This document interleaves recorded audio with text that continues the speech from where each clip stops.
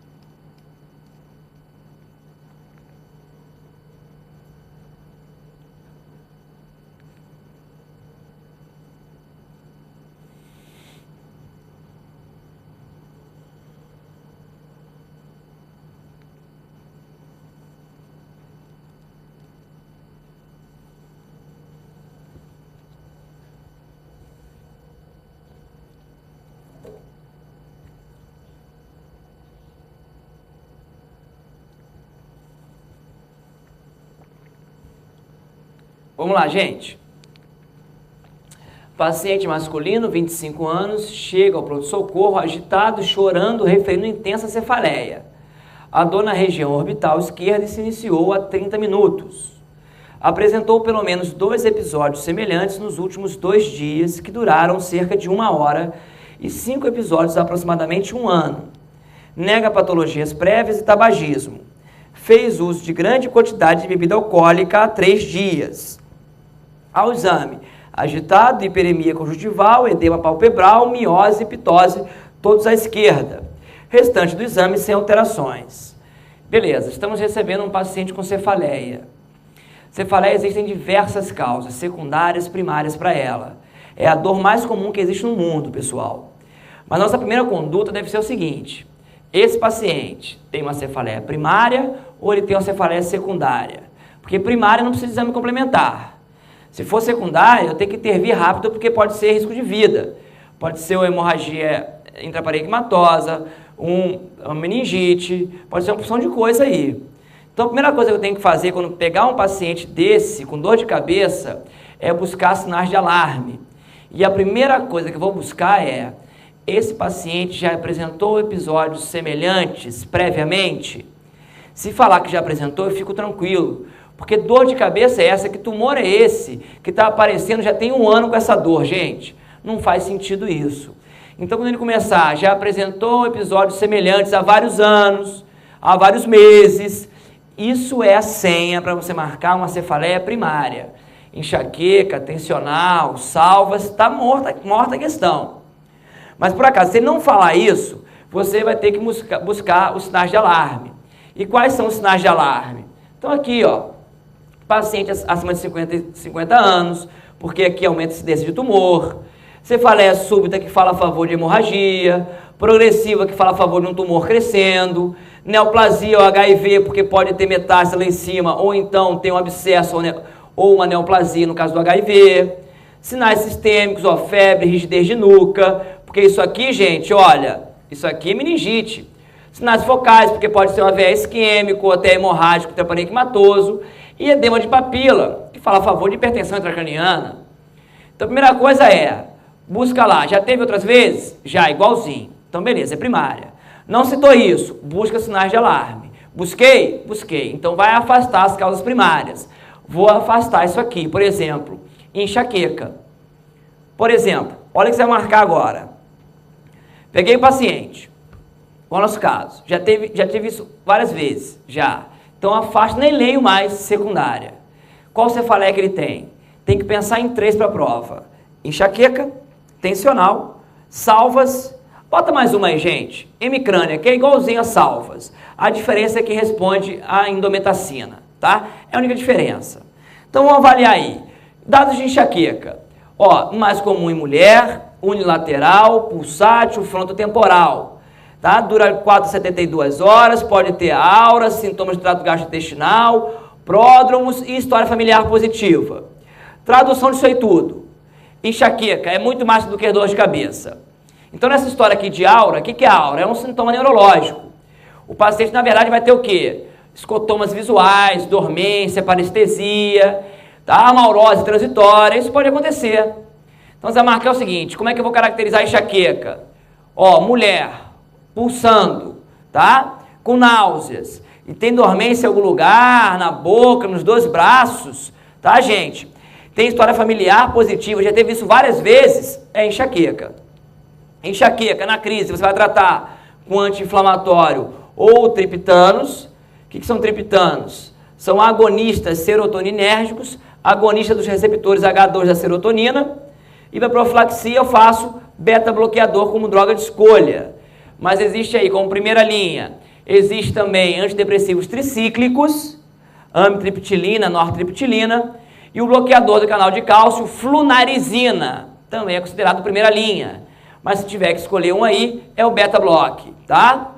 E a outra cefaleia primária, para você marcar, tensional. O que é tensional? É aquela dor chatinha. Ah, tem uma nucalgia aqui, uma dor aqui atrás do lobo occipital, tá? Uma dor na região frontal, bilateral. Então, essa dor aí chatinha, em peso, que não atrapalha a sua vida e que não tem sintomas gastrointestinais, não tem sintomas neurológicos, isso é cefaleia tensional, que é a cefaleia primária mais comum que existe no mundo, tá? O tratamento vai ser o quê, gente? O tratamento você vai fazer anti-inflamatório e profilaxia, antidepressivos tricíclicos. Tudo bem? E para completar as informações, dura de minutos a dias, não tem aura, quem faz isso é enxaqueca, pode ter hipertonia muscular e a história familiar é negativa. Tá lá. Então já compreendemos as 2 principais. Dor abdominal, pulsátil, com alguma manifestação neurológica, isso é enxaqueca. A chatinha, que não tem graça nenhuma, é tensional. Normalmente quem cai? Enxaqueca e a do nosso amigo em questão. Porque a do nosso amigo em questão não bate com nenhuma das 2. Como também não bate com cefaleia secundária, porque ele já apresentou várias vezes. Então, o que o nosso amigo tem? Que quadro é esse que é a pior dor de cabeça da vida, que acorda ele de madrugada, relacionado ao consumo de álcool, que dói aqui, gente, no olho mesmo, com pitose, edema palpebral, tá? Olho vermelho, miose. Essa aí é a cefaleia em salvas. Então, o nosso amigo é uma primária que é salva. Você vê que fugiu do padrão. Então, ó, primária com olho focalizado, salvas. Se não melhorar com indometacina, confirma. Se na prova deu indometacina e melhorou, é a hemicrânia. Tudo bem? Então, agora vamos responder a questão. De acordo com o caso acima, marque a alternativa correta. A hipótese mais provável de cefaleia em salvas. Não há necessidade de exames complementares, sendo o tratamento agudo feito com oxigenoterapia e o profilático com propranolol. Já viu? É salvas. É olho acometido, já teve outras vezes. Sim. Não há necessidade de exames complementares. Correto, porque é primária. Aí vai. Tratamento com oxigênio? Gente. Na fase aguda, tiro com oxigênio o paciente da crise. Agora, o profilático, corte propranolol, porque não é propranolol, é verapamil, tá? Então tá errada a letra A. Letra B. Um diagnóstico diferencial importante é a hemicrânia paroxística. Porém, as crises dessa duram poucos minutos e pode ter mais de 20 episódios por dia. Não há necessidade de exames complementares, sendo o tratamento agudo e profilático feito com indometacina.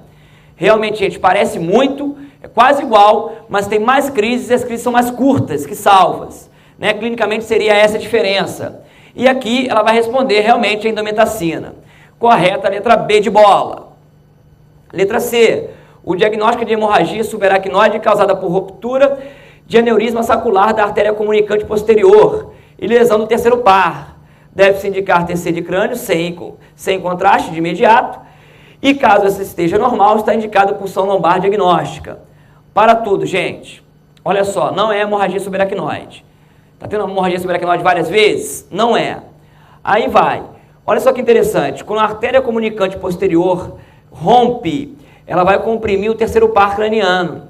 E pode dar manifestações semelhantes a que você está vendo, tá? Miose, pitose, isso pode acontecer. Então, se tiver, olha, guarda esse macetinho aí, uma hemorragia subaracnoide com envolvimento do olho, foi ruptura da artéria comunicante posterior.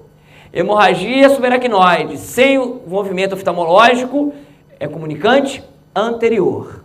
Beleza? Então, isso aqui não vou marcar para a prova, na questão, porque o diagnóstico não é hemorragia subaracnoide, embora o resto esteja correto. Trata-se mais provavelmente de uma crise de migrânia com aura. Quem é migrânia? Migrânia é o outro nome da enxaqueca, tá? Não está indicado exames complementares, sendo o tratamento da crise realizado com anti-inflamatórios, esteroidais ou não esteroidais, e o tratamento preventivo com beta-bloque, respeitando contraindicações. Gente, a teoria sobre enxaqueca está certa, mas não é a situação do paciente.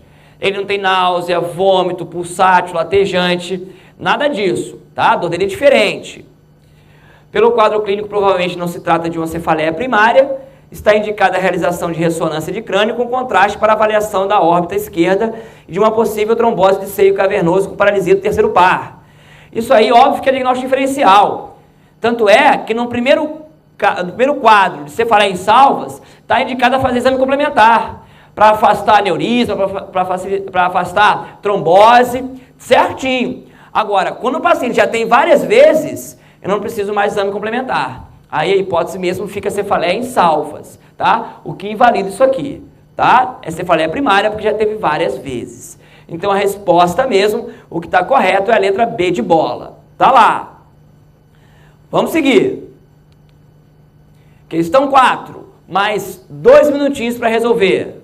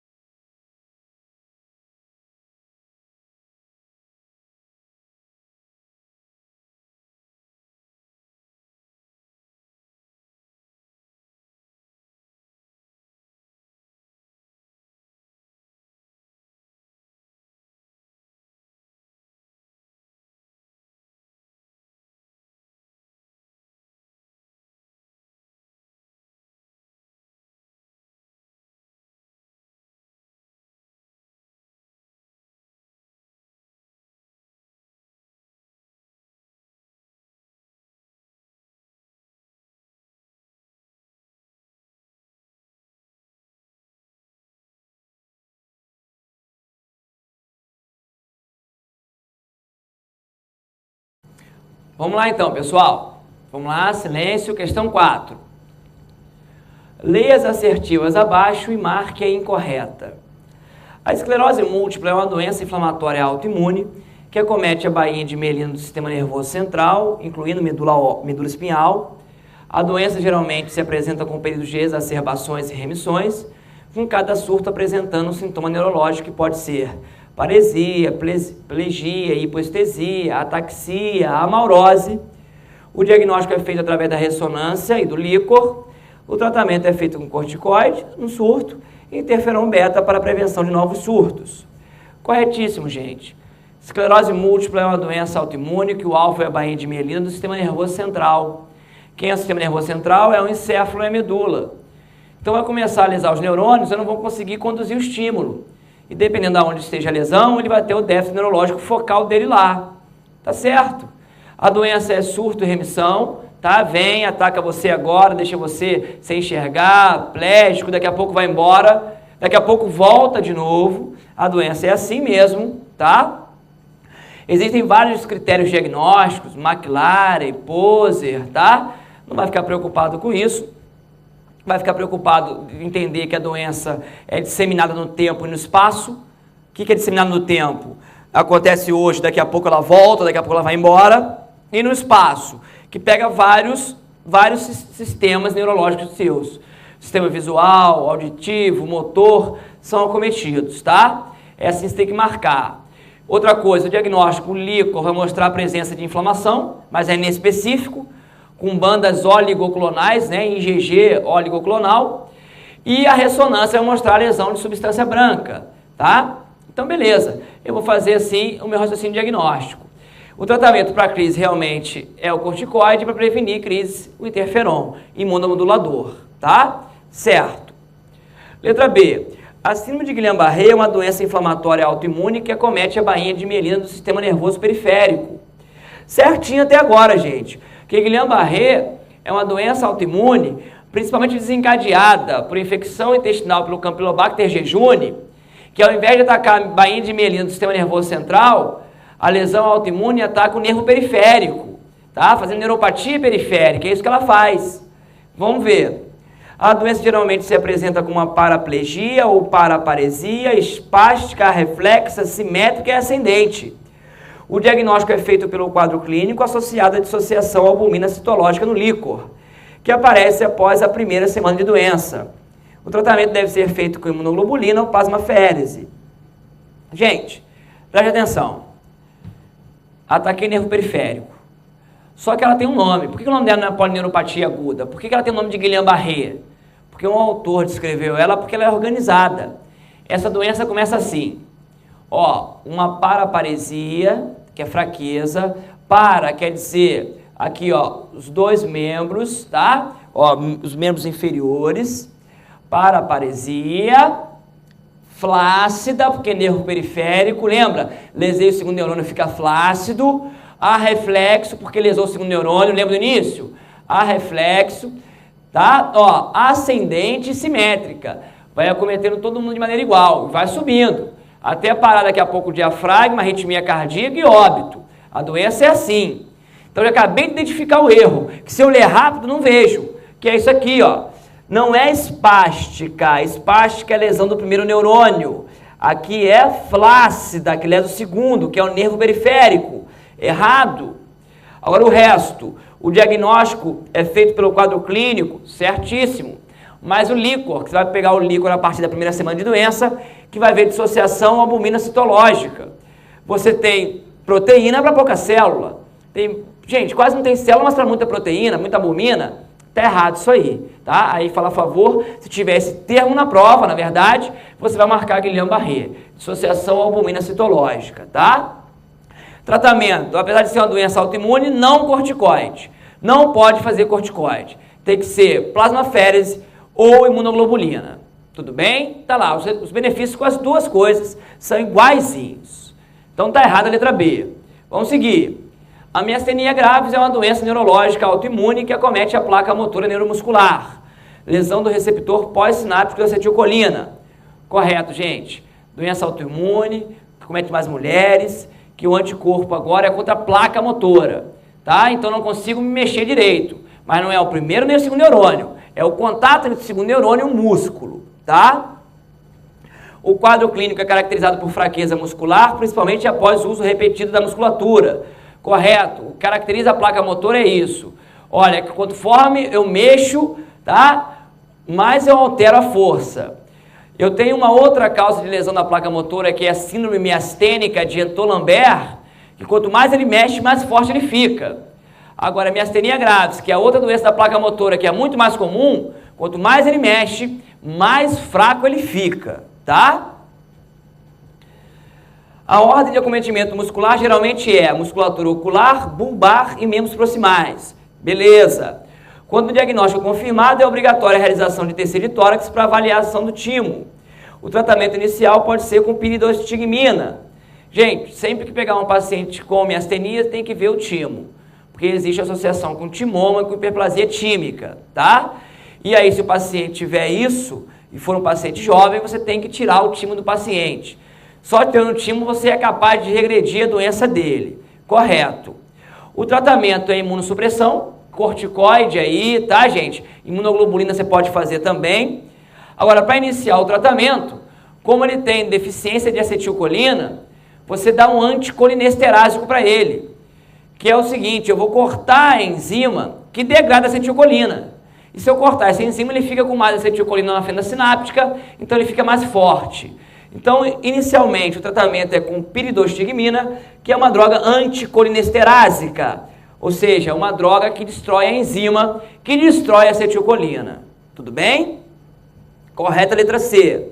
Letra D. A esclerose lateral amiotrófica é uma doença degenerativa que acomete o primeiro e o segundo neurônios motores. O quadro clínico é composto de fraqueza progressiva, atrofia muscular importante, miofasciculações, hiperreflexia, espasticidade, sinal de Babinski. O diagnóstico é basicamente de exclusão, sendo o tratamento feito com fisioterapia, fonoaudiologia e riluzol. Gente, está correta essa afirmativa. Só para lembrar, a esclerose lateral amiotrófica é aquela doença que é uma doença puramente motora, não existe manifestação sensitiva, porque lesa ao mesmo tempo o primeiro e o segundo neurônio, fazendo com que o paciente tenha um quadro misturado. Ele tem atrofia com hiperreflexia, com espasticidade, miofasciculação, que é um quadro bastante sugestivo de lesão do segundo neurônio. E você vai guardar o seguinte macete: miofasciculou na prova, lembrar de esclerose lateral amiotrófica, tá? Não tem tratamento, não tem cura, sobrevida média de 2 a 3 anos. O que você faz é o riluzol, que é uma droga que aumenta a sobrevida em 3 a 6 meses, sem aumentar a qualidade de vida, fonoaudiologia e fisioterapia. Esse que é o tratamento. Então está correta a letra D de dado. O tumor primário benigno do sistema nervoso central mais comum é o meningioma. Correto. Dos malignos, os gliomas são mais comuns. Deixa o glioblastoma multiforme ou de pior prognóstico. Corretíssimo, gente. Glioblastoma multiforme bate em 6 meses o indivíduo. Tá? É tumor de idoso, mas é o glioma mais comum que tem. E o astrocitoma pilocítico juvenil é o mais comum da infância e adolescência. Gente, aí tem a eterna luta entre astrocitoma pilocítico juvenil e meduloblastoma, né? Na criança. Aí vai. Quem é? Desculpa, falei de meduloblastoma, mas não é. Neuroblastoma. Quem é mais comum? Neuroblastoma ou astrocitoma pilocítico juvenil na infância? Tem literatura que fala que é o astrocitoma pilocítico juvenil e tem outros que falam que é o neuroblastoma. Os dois, ambos, acontecem no cerebelo. Tumor de criança, localização é cerebelo. Então tá certo aqui, porque tem literatura que fala que é ele e tem outros que falam que é o neuroblastoma. Então vou aceitar como certa. O linfoma primário é mais comum nos pacientes HIV positivos, corretíssimo isso, tá? CD4, lembrando, abaixo de 50. Os sintomas serão dependentes de sua localização e a principal complicação é a hipertensão intracraniana. Correto, gente. Por que um tumor intracraniano mata? Se ele não manda metástase, se ele não consome, se ele não dá anemia de doença crônica, nada disso. Tumor intracraniano, sintomas, depende da localização dele. Tá aqui? Tá. Então, peraí. Se está aqui no lobo frontal esquerdo, não mexe no meu lado direito. Pronto. É isso que vai acontecer. Agora, conforme ele vai crescendo, ele faz hipertensão intracraniana. queda no nível de consciência, torpor, coma e óbito. É o que mata o paciente. Beleza? Então a letra S está correta. Então o que estava errado mesmo, o que era? Letra B de bola, por esse simples detalhe aqui da espasticidade. Não é espástico, é flácido. Beleza? Então tá lá. Vamos seguir. Certa manhã, ao massagear o rosto com seu creme hidratante, um Adonis de 18 anos sentiu dor lacinante na hemiface direita. A princípio ele não deu valor ao problema, mas mudou de opinião quando os episódios se tornaram frequentes, às vezes desencadeados pelo simples falar, mastigar ou bocejar. Seu médico diagnosticou nevralgia do trigêmeo e, em função da idade do paciente, logo aventou a possibilidade de ele ser portador de quê? Pessoal, nevralgia do trigêmeo, paciente jovem, tem que pensar imediatamente como hipótese diagnóstica, tá aqui, ó, esclerose múltipla, porque eu posso começar a lesar a bainha de mielina que está lá no nervo trigêmeo. Isso pode acontecer. Então é diagnóstico diferencial aqui. Então aqui, nevralgia do trigêmeo, pedir causa, esclerose múltipla. Tá lá. Questão 5 agora. 2 minutinhos para vocês fazerem aí.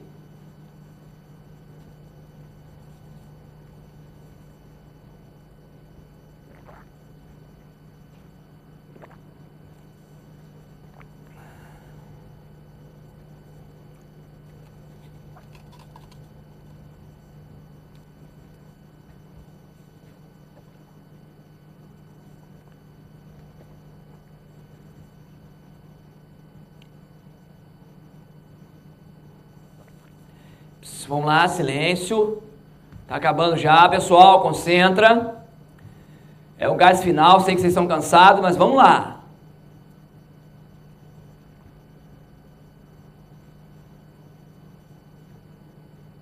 Vamos lá que vocês estão garantindo uma porção de questão na prova, coisas que vocês já deviam ter esquecido aí e que a gente acaba lembrando, né, com vocês, tá? Vamos tirar proveito desse momento então.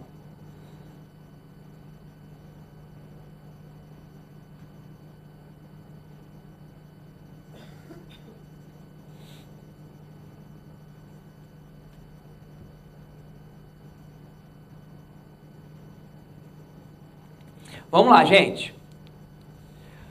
Leia as assertivas abaixo e marque a incorreta. Na etiologia das crises epilépticas, destacamos, nas crianças entre 3 meses e 5 anos de idade, predominam as convulsões febris. Entre 5 e 12 anos, a causa mais comum é a genética. E no idoso, a causa mais comum é a doença cerebrovascular. Começamos a falar de epilepsia agora, crise convulsiva. Preste atenção. O que é isso? O que é convulsão? Convulsão é a crise tônico-clônica generalizada. E epilepsia, gente, tá? É qualquer crise de paroxismo, de funcionamento de neurônio na hora errada, de maneira incorreta. Então, preste atenção. Meu córtex cerebral é que manda. Ele manda eu mexer minha mão aqui. Mandou. Se de repente ele mandar na hora incorreta, de forma incorreta, eu vou ficar mexendo minha mão. Eu vou dar aula para vocês e minha mão vai estar mexendo. Tá lá, ó. Isso é o quê? Isso é voluntário? Não, mas eu controlo? Não, porque quem manda é o cérebro, está mandando estímulo errado. Então isso aqui é uma crise epilética. E se a crise epilética for tônico-clônica generalizada, aquela que o indivíduo fica se debatendo, eu chamo de crise convulsiva. Então a convulsão é um tipo de crise epilética. E se eu falar que o paciente tem crises epilépticas repetitivas, né? Sem distúrbio metabólico, sem infecção, eu falo que ele é um paciente epilético, tá? E existem causas para epilepsia. Pode ser secundária, AVE, neurocisticercose, tá? Como pode ser primária, surge porque surge. E aí a gente tem exatamente esse padrão. Nas crianças, criancinhas entre 3 meses e 5 anos, qual que é a principal causa de crise epilética? São as convulsões febris. De 5 a 12 anos, aí vem a genética. Seu pai teve, seu irmão teve, é sua vez agora. E essa criança vai ficar bem depois. E no vovozinho, é o AVE isquêmico, é a principal causa. Então o vovozinho nunca fez crise, caiu aí agora, deve estar fazendo AVE isquêmico. Guardem isso aí, tudo bem? Vamos lá. Letra B. A epilepsia do lobo temporal é a síndrome epiléptica mais comum no adulto. É caracterizada por crises parciais complexas com ou sem generalização secundária. A esclerose hipocampal é a causa dessa doença. Como opções terapêuticas, destacam-se a carbamazepina e o valproato. Gente, correto isso aí. O que é isso? Olha só, o adulto ele pode fazer crise parcial complexa.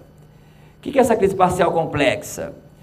É o paciente que tem uma lesão no lobo temporal, lá no hipocampo dele. O hipocampo é atrofiado, ele tem esclerose hipocampal, também conhecida como esclerose mesial temporal. Então o que acontece? Ali, já que eu lesei o córtex lobo temporal, é uma região, gente, que vai mandar estímulo incorreto na hora incorreta. Então o que vai acontecer? Eu vou ter uma crise, mas aqui é a região do comportamento. Então de repente eu posso ficar agressivo, posso tirar a roupa, posso ficar gritando, tá? E posso, obviamente, caminhar para uma crise generalizada, para uma tônico-clônica. Porque, afinal de contas, toda crise epiléptica pode acabar numa convulsão. Pode acontecer isso. Agora, ela vai receber o nome de complexa, porque no momento que você estiver agressivo, tirando a roupa durante a crise, você perdeu a consciência. Está lá. Então, eu tenho um foco de lesão, então uma crise focal, tá? Ou parcial, no caso, psíquica, e com perda da consciência. Daí o nome parcial complexa. E tá tudo certo, que é a crise, né? A síndrome epilética é mais comum no adulto. E, gente, a opção terapêutica é ou carbamazepina ou valproato. Se cair na prova, você vai marcar carbamazepina, tá? Então, marquem aí. Crise parcial complexa, carbamazepina. Correta. Letra C. O pequeno mal, que é a mesma coisa que ausência, é caracterizado por crises de ausência. Isso, a criança vai e se desliga do mundo. Está aqui conversando, desligou. 3 segundos, 4 segundos e volta. Só que ela volta da onde desligou, né? Imagina intensivão, crise de ausência. Só vai lembrar lá de algumas coisinhas de endócrino, porque o resto ficou indo e voltando, ficou para trás. Não entende mais nada, tá? E a criança, inclusive, vai mal na escola. Vamos lá. Acomete principalmente escolares, correto, prejudicando o seu aprendizado, óbvio. O diagnóstico é feito pelo eletroencefalograma, que tem padrão característico. Complexos ponta-onda na frequência de 3 Hz, ou 3 ciclos por segundo. Correto. Eletro com 3 Hz, isso aí é igual a síndrome de ausência infantil. Tá, gente? Guarda aí. O tratamento deve ser feito com valproato ou etossuximida. Tratamento mesmo é valproato, porque etossuximida não tem no Brasil. Então lá, valproato e resolve a criancinha. Beleza, correta. Letra D. A síndrome de West é caracterizada pela seguinte tríade: espasmos infantis, retardo de desenvolvimento neuropsicomotor e eletro com padrão de hipisarritmia. Correto, gente. É retardo mental, diversos espasmos infantis, toda hora a criança, ó, várias vezes, tá? Milhares de vezes ao dia, fica fazendo espasmo, tá? E o eletro totalmente caótico, que a gente chama de padrão de hipisarritmia. Essas 3 coisas aí definem síndrome de West. As opções terapêuticas são o ACTH ou glicocorticoides associado a drogas antiepilépticas. Pode preceder a síndrome de Lennox-Gastaut. Vamos lá. Tratar com ACTH, né, com corticotrofina ou glicocorticoide, por quê? É uma doença inflamatória? Não. Mas a gênese dela está relacionada com o aumento do CRH, do aumento do hormônio liberador da corticotrofina. E você sabe, você viu hoje na aula de endócrino, se eu aumentar o ACTH, o glicocorticoide, eu faço feedback negativo com o CRH, com o hormônio liberador da corticotrofina. Diminuo ele. Se eu diminuir ele, gente, eu tenho a chance de pegar o paciente e melhorar. E até reverter o quadro. Eu posso fazer isso. Então, o tratamento vai envolver glicocorticoide ou ACTH, mas como a criança tem crises, faz também antiepiléptico. Tá certo. Agora, no futuro, se não resolver, ela pode evoluir para a síndrome de Lennox-Gastaut, que é uma criança com retardo de desenvolvimento e com diversas crises epilépticas. Crise convulsiva, parcial complexa, parcial simples, ausência, e aí fica muito difícil conduzir essa paciente. Beleza? Correto, então, letra D de dado. Letra E.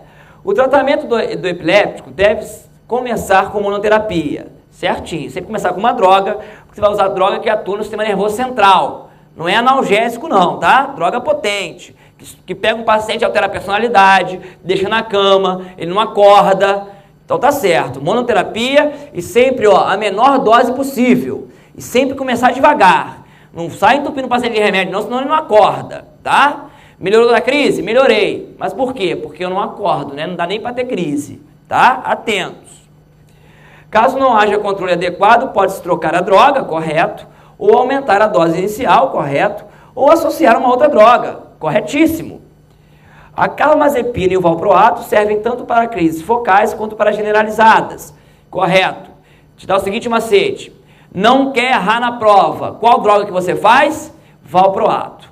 Tem um paciente com crise epiléptica que eu não sei qual é, valproato para ele. Serve para qualquer crise, tudo bem? Vamos lá. O fenobarbital deve ser a droga de escolha para o grande mal, enquanto que a carbamazepina ou a fenitoína são as drogas de escolha para crises mioclônicas.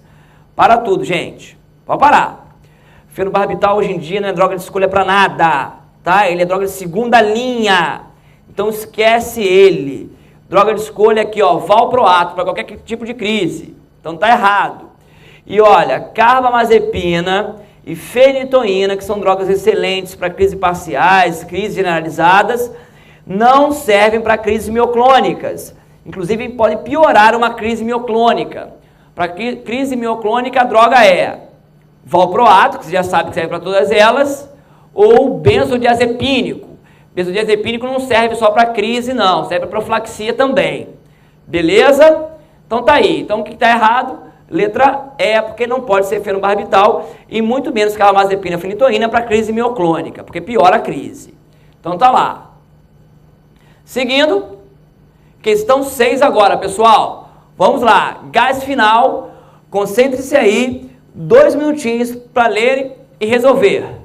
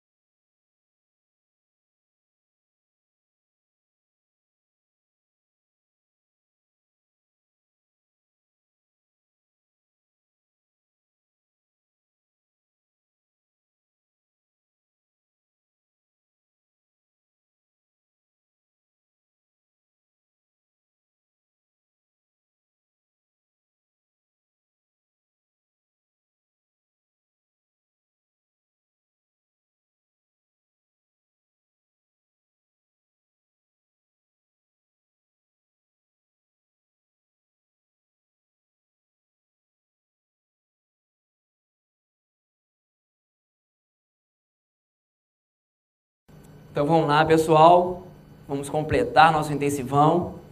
Já estou até olhando a carinha de vocês aí, sorrisos espalhados pelo rosto. Então vamos fechar aqui com o último caso do intensivão, tá? Vamos lá.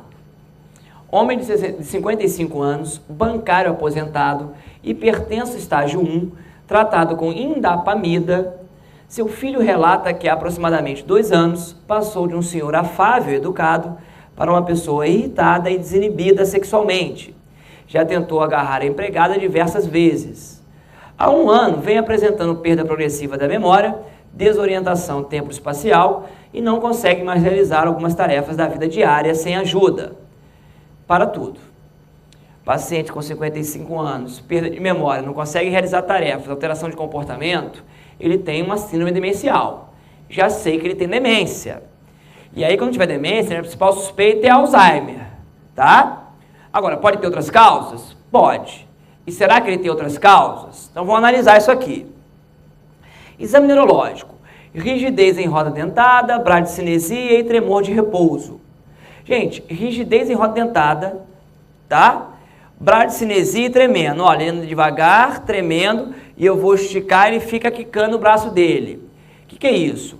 Isso aqui é conhecido também como síndrome extrapiramidal. É uma alteração de movimento, mas que não envolve o primeiro e o segundo neurônio. Envolve outro sistema motor, o sistema que modula, tá? Que automatiza o seu movimento. Então, nosso paciente tem uma síndrome extrapiramidal. O exemplo clássico de uma doença da síndrome extrapiramidal é o Parkinson, é a doença de Parkinson. Então, a gente chama qualquer paciente que tem essa tríade aí de síndrome parkinsoniana. E aí pode ser a doença de Parkinson. Então, estou vendo que a coisa está fugindo de Alzheimer. Porque Alzheimer é Alzheimer, Parkinson é Parkinson, tá? Então, continua. Ressonância magnética mostra moderada atrofia córtico-subcortical com aumento de volume dos ventrículos laterais, predominante nas regiões frontotemporais de ambos hemisférios.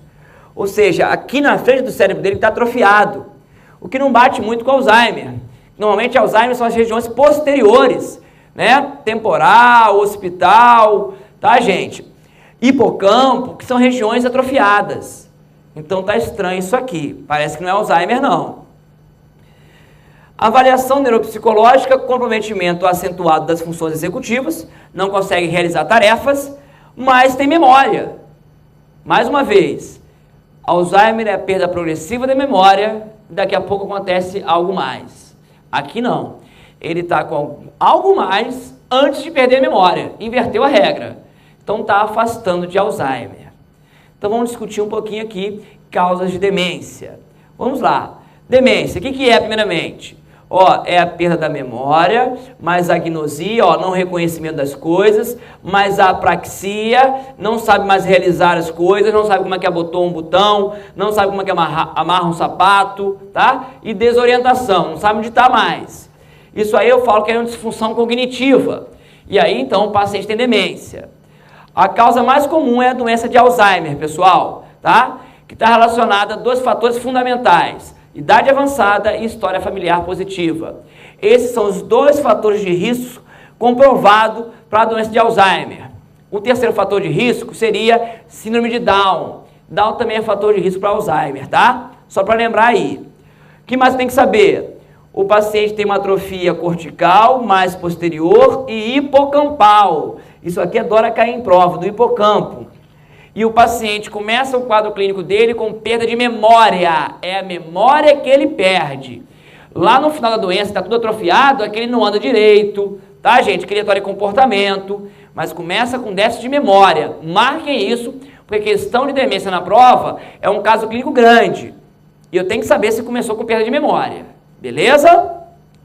Outra demência é a demência vascular, que é a segunda principal causa de demência, que pode ser por hipertensão, diabetes, aterosclerose disseminada, que ele vai fazendo microinfartos cerebrais. Ou ele faz um infarto grandão e pega a área da memória e fica demente, ou ele faz microinfartos de substância branca, né? Quando ele fizer microinfartos de substância branca, eu vou falar que ele tem, ó, a demência de Binswanger, tá? Que é um tipo de demência vascular. Só que não pega a região cortical, não pega a região cinza, pega só a branca. Beleza? E a demência vascular é a segunda principal causa. Quando pensar em demência vascular, o paciente não tem lesão neurológica, não é uma parte que morre, então ele costuma ter lesão neurológica focal. Então vai ser o paciente que está perdendo a memória, que não enxerga, que não anda, que não sente, tá? Tem déficit neurológico junto. E, obviamente, ele é hipertenso, diabético e tem fator de risco para lesão cardiovascular. Beleza? É aí que você vai pensar. Aí eu vejo meu paciente em questão, não começou com memória, então não é Alzheimer. Meu paciente em questão, olha, não tem déficit neurológico focal para falar que é demência vascular. Fugiu disso, tá? Mas o que? Outra causa de demência, síndrome de Hawking-Adams, também conhecida como hidrocefalia normobárica. O idoso vai produzindo, até o jovem, gente, líquor em excesso, e esse líquor em excesso, ele não aumenta a pressão intracraniana, mas ele começa a cair para dentro do parênquima cerebral e afetar as funções cognitivas. Aí esse paciente vai apresentar, ó, demência, ataxia da marcha e incontinência urinária. É a tríade dele. Sempre que tiver na prova um paciente com não consegue andar, demente, incontinência urinária, e isso é hidrocefalia normobárica. Se for idiopática, eu falo que é a doença de Hacking-Adams. Mas pode ser secundária, meningite, encefalite, neurocercose, por aí vai. Mas o mais importante é reconhecer a incontinência urinária e essa tríade toda aí. Beleza? Como estamos vendo, nosso paciente não tem a síndrome de Hacking-Adams. Vamos lá, quem mais? Demência de Pick, também conhecida como demência frontotemporal.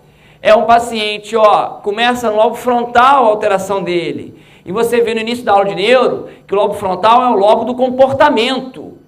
Então ele tem alteração de comportamento, ele vai ter síndrome parkinsoniana com rigidez, bradicinesia e tremor, tá, pessoal? E só depois da doença avançada que altera a memória. Então olha que interessante. Nosso paciente era um sujeito que começou com alteração de comportamento. Ele deixou de ser um sujeito afável para ser um sujeito agitado, agressivo. Então o que acontece? Comportamento. E a memória é relativamente preservada. Então pique. E você viu que a alteração, ó, no exame, mais em regiões anteriores do cérebro, frontal e temporal. Tá lá. Então, ó, alteração comportamental seguida de demência. E costuma afetar indivíduos mais jovens, tá? Não tão idosos quanto a doença de Alzheimer. E tem forte aí história familiar positiva. Beleza? Tá lá. Outra, doença de Levy, tá? Ou doença dos corpúsculos de Levy. É um paciente que tem um quadro demencial, mais parkinsonismo e alucinação visual. Tem na prova um paciente com demência, alucinação visual, rigidez, tremor e bradicinesia, você vai falar assim, ó, isso é a doença de Levy. Ponto final. Doença de Creutzfeldt-Jakob, a doença da vaca louca. Gente, faz uma demência que mata o indivíduo em menos de 1 ano. Como é que eu identifico isso aqui? É uma demência com parkinsonismo mais mioclonia. Mioclonia lembra espasmos, tá? Só que menos agressivo. Ó, é o susto. O susto que você toma é uma mioclonia. Tá lá o paciente com demência rapidamente progressiva, sinais parkinsonianos e toda hora toma susto, isso aí é a doença de Creutzfeldt-Jakob. E lembrar que no Brasil é uma doença de notificação compulsória, porque é uma doença priônica, né? É uma partícula de proteína que se adere ao seu DNA, ao DNA do seu neurônio e transforma o seu cérebro em uma esponja. Também é conhecida como encefalopatia espongiforme, tá? E tem aqui a síndrome de Shay-Drager, que é um paciente que tem demência, parkinsonismo e desautonomias. O que é isso? Olha, ele fica hipotenso, tá? Tem episódios de hipotensão arterial, episódios de sudorese, incontinência fecal e urinária. Aconteceu isso? Então tem que pensar em Shay-Drager. Aí você está na seguinte dúvida: Parkinson pode causar demência? Pode. Então como é que eu vou diferenciar Parkinson dessas causas? Porque Parkinson tem síndrome parkinsoniana e pode fazer demência. Aí fala assim, tudo bem, mas normalmente a demência no Parkinson pega a fase final do Parkinson, ele já sabe que tem Parkinson há muito tempo, e de todas as doenças que cursam com síndrome parkinsoniana, a única que melhora com o uso de levodopa, ou seja, dopamina, é o Parkinson. Todas as outras doenças que envolvem sintomas parkinsonianos, se você fizer levodopa e não melhorar, não é Parkinson. Guarda esse macetinho aí. Fez prova terapêutica com levodopa, melhorou, que é o Prolopa, opa, isso é doença de Parkinson.